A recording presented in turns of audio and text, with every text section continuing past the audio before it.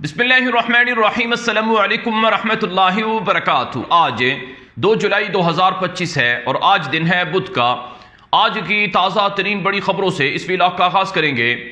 नाज़रीन किराम, यमन से इसराइल पर बैलिस्टिक मिसाइल मारा गया है। इसराइल का दावा है कि यह बैलिस्टिक मिसाइल हमने फ़िज़ा में पकड़कर इसे मार गिराया है, लेकिन यमन से दागे जाने वाले मिसाइल की वजह से हज़ारों इसराइली ज़ेर ज़मीन पनागाहों की तरफ शेल्टर्स की तरफ भागने पर मजबूर हुए हैं। ऐसी तस्वीरें सामने आ रही हैं कि अचानक इसराइली शहरियों को सायरन बजने की वजह से सड़कों पर लेटना पड़ा है। यमन से दागे जाने वाले बैलिस्टिक मिसाइल की इसराइली फ़िज़ाओं के अंदर हैरान कुन तस्वीरें और खौफनाक तस्वीरें भी सामने आई हैं। और इसराइली वज़ीर दिफा यसराइल कात्स ने यमन के हूसियों को धमकी दी है कि इसकी कीमत तुम्हें अदा करना पड़ेगी और जल्द इसराइल तुम्हारा हशर भी ईरान की तरह करेगा। इसराइली वज़ीर दिफा इसराइल कात्स ने यमनी हूसियों को धमकी देते हुए कहा है कि तुम्हारे साथ भी अब ईरान की दारुल हुकूमत तेहरान की तरह का सलूक होगा।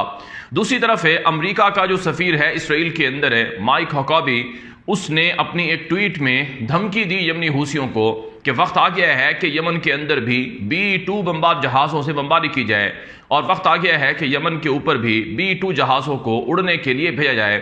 सादा लफ्ज़ों में इसराइल के खिलाफ यमनी हूसियों के जो हमले हैं वो रुके नहीं हैं और यमन से मुसलसल किसी न किसी अंदाज में हमले होते रहते हैं, जिसकी वजह से इसराइल को बहुत परेशानी लाहिक है। यही वजह है कि कल जो हमला हुआ है रात को, इस हमले के हवाले से यमनी हूसियों ने कहा है कि हमने इसराइली एयरपोर्ट बिन गोरियन को निशाना बनाया है। बिन गोरियन एयरपोर्ट इसराइल का वाहिद एयरपोर्ट है जो तल अवीव में वाक़ है और इस वक्त वो फ़ाल हुआ है, लेकिन यमनी हूसियों के मिसाइलों की वजह से वहाँ पर फ़्लाइट्स की आमदोरफ्त को रोकना पड़ा और काफ़ी देर तक जहाज़ ना उतर सके ना जा सके। तो ये परेशानी इसराइल के अंदर होती है, जिसकी वजह से ख़तरात बढ़ जाते हैं और दुनिया की बहुत सी एयरलाइंस इसी वजह से इसराइल के अंदर अपने जहाज़ों को भेजती नहीं हैं, क्योंकि उन्हें पता है कि यमनी हूसियों के मिसाइल आ जाएंगे।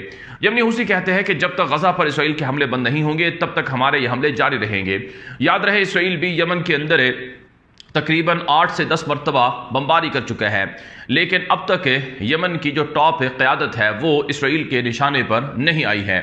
बहरहाल यमन और इसराइल के दरमियान जो लड़ाई है, अगर इसमें अमेरिका दोबारा कूदेगा तो इस मरतबा फिर सूरत हाल और बिगड़ेगी। वैसे अमेरिका ने 1.5-2 माह लगाए थे यमनी हूसियों को हराने के लिए, लेकिन बिल आखिर अमेरिका को 3 से 4 जहाज़ों का नुकसान हो गया और काफ़ी पैसे भी खर्च हो गए, जिसकी वजह से अमेरिका यमनी हूसियों के साथ मुआहिदा करके वहाँ से भाग निकला। बहरहाल अब बात कर लेते हैं गज़ा से कि गज़ा में इस वक्त क्या चल रहा है। नाज़रीन किराम, गज़ा की जंगबंदी के हवाले से आज एक बहुत बड़ी स्टेटमेंट आई है अमेरिकी सदर डोनाल्ड ट्रंप की। अमेरिकी सदर ट्रंप ने अपने द ट्रूथ नामी ऐप पर जो पोस्ट डाली है, मैं उसका तर्जुमा आपके सामने रखूंगा, फिर उसके बाद आपको मैं हक़ाइक़ बताऊंगा कि क्या गज़ा और इसराइल के दरमियान जंग बंदी होगी या गज़ा की जंग तेज़ हो रही है। अमेरिकी सदर ट्रंप की ट्वीट का और उनकी पोस्ट का जो तर्जुमा है वो कुछ यूँ है कि मेरे नुमाइंदों ने आज इसराइलियों के साथ गज़ा के हवाले से एक तवील और मुफीद मुलाकात की है। इसराइल ने 60 दिन की जंगबंदी को हतमी शक्ल देने के लिए ज़रूरी शराइत से इत्तिफाक कर लिया है। इस दौरान हम तमाम फरीकों के साथ मिलकर जंग के खात्मे के लिए काम करेंगे। कतरी और मिस्री नुमाइंदे जिन्होंने अमन कायम करने के लिए बहुत मेहनत की है, इस आखिरी तजवीज़ को हमास तक पहुँचाएँगे। मैं मशरिक़ वस्ता की बेहतरी के लिए उम्मीद करता हूँ कि हमास इस मुआहदे को कबूल करे, क्योंकि अगर उन्होंने ऐसा ना किया तो हालात बेहतर नहीं होंगे बल्कि सिर्फ बिगड़ेंगे। आपकी तवज्जो का शुक्रिया। ये ट्रंप की पोस्ट है। अब क्या वाकई जो गज़ा की जंग है इसको अमेरिकी सदर डोनाल्ड ट्रंप वाकई बंद करवाना चाहता है?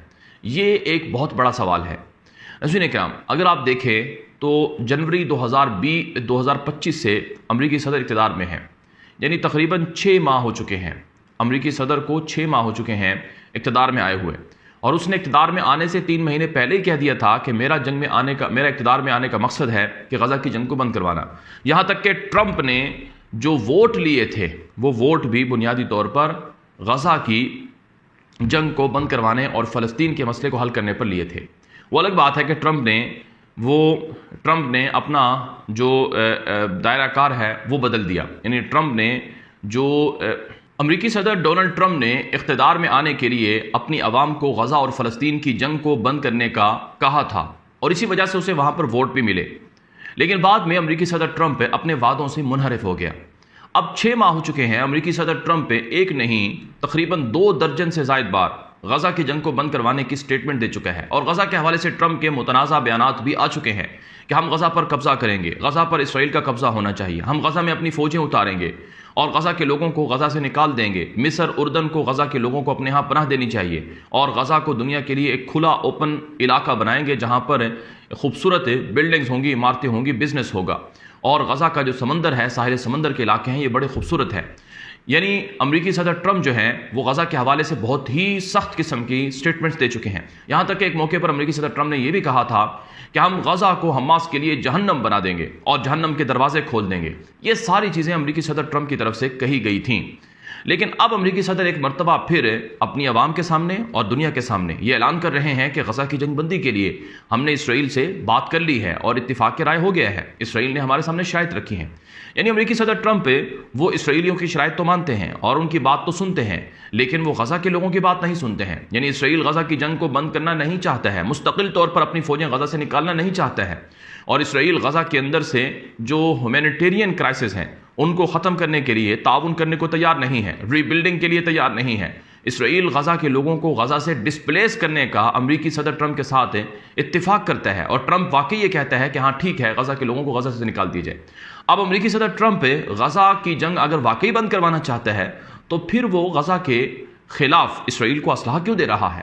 امریکی صدر ٹرمپ چاہے تو ایک فون کال کے ذریعے سے اسرائیل کو روک سکتا ہے کہ آپ غزہ کی جنگ کو بند کر دیں، وہاں حملے نہ کر دیں۔ جس دن غزہ میں حملے بند ہو جائیں گے اس دن غزہ کی جنگ بھی بند ہو جائے گی۔ تو اس کا مطلب یہ ہے کہ صرف اور صرف غزہ سے اسرائیلی ہوسٹیجز کو، یرغمالیوں کو، قیدیوں کو رہا کروانے کے لیے یہ 60 روزہ معاہدہ ہے۔ حالانکہ 18 مارچ کو یہ جو معاہدہ تھا غزہ کی جنگ بندی کا، جو امریکی صدر ٹرمپ کے نمائندے اسٹیو وٹکوف کے پرپوزل کی روشنی میں چل رہا تھا، اس کو اسرائیل نے خود ختم کر کے جنگ دوبارہ شروع کی تھی۔ اگر اسرائیل چاہتا تو اسٹیو وٹکوف کے پرپوزل کے مطابق جو فیز 2 تھا وہ کر لیتا اور پھر فیز 3 کر لیتا، اور سارے اسرائیلی یرغمالی رہا ہو جاتے اور غزہ کی جنگ بند ہو جاتی۔ تو اس کا مطلب یہ ہے کہ جو کچھ امریکی صدر ٹرمپ اب کر رہا ہے کہ 60 دن کی جنگ بندی ہوگی وغیرہ وغیرہ، یہ محض دنیا کو دکھانے کے لیے ہے۔ تو اس وقت کی میں آپ کو ایک اور خبر دینے لگا ہوں کہ غزہ کی جنگ تیز ہو چکی ہے۔ اسرائیل نے 98 نامی فوجی بریگیڈ کو ٹینکوں سمیت داخل کر دیا ہے غزہ میں، اور اس وقت غزہ کے جو مزید علاقے ہیں ان کو خالی کروایا جا رہا ہے۔ آپ یہ میپ دیکھ سکتے ہیں کہ جس میں وہ علاقے ہیں ریڈ کلر کے جن میں اسرائیلی فوجیں موجود ہیں، اور وہ خالی علاقے جہاں پر صرف چھوٹے سے علاقے ہیں جن میں پوری غزہ کی آبادی کو دھکیل دیا گیا ہے۔ تو مزید حملے اسرائیل کے چل رہے ہیں، اور لمحہ بلمحہ، یعنی کوئی لمحہ ایسا نہیں ہے، کوئی وقت، کوئی گھنٹہ ایسا نہیں ہے جہاں پر غزہ کے لوگ اپنی جانوں سے ہاتھ نہ دھوتے ہوں۔ اور غزہ میں اتنا بدترین قسم کا انسانی المیہ ہے کہ غزہ کے لوگوں کو آٹا نہیں ملتا ہے، خوراک نہیں ملتی ہے، اور جو آٹا لینے جاتے ہیں اور جو نام نہاد امریکی اور اسرائیلی ایڈ سینٹرز ہیں وہاں پر لوگوں کو گولیاں مار کر قتل کر دیا جاتا ہے۔ یہ میں نہیں کہہ رہا ہوں، عالمی ادارے اس بات کو رپورٹ کر چکے ہیں۔ پھر ناظرین کرام، آج کی ایک اور خبر یہ ہے کہ اسرائیلی آرمی چیف نے اسرائیلی وزراء کے سامنے ایک میٹنگ کے اندر یہ بات کہی ہے کہ اگر ہم غزہ میں جنگ کو مزید بڑھائیں گے، تیز کریں گے، تو ہمارے ہوسٹیجز کے لیے، یرغمالیوں کے لیے مشکلات ہوں گی۔ یعنی جو اسرائیلی قیدی ہیں، اسرائیلی یرغمالی ہیں، ان کی زندگیاں خطرے میں ہیں۔ اسرائیلی آرمی چیف نے، ایال زمیر نے، یہ مطالبہ کیا ہے کہ یہ جو غزہ کی جنگ ہے اب اسے ختم کرنا چاہیے، ہمیں اپنے گولز کو اچیو کرنے کی طرف بڑھنا چاہیے، نہ یہ کہ ہم اس جنگ کو جاری رکھیں، کیونکہ اس کی وجہ سے ہمارے جو ہوسٹیجز ہیں، یرغمالی ہیں، ان کو مزید نقصان ہوگا۔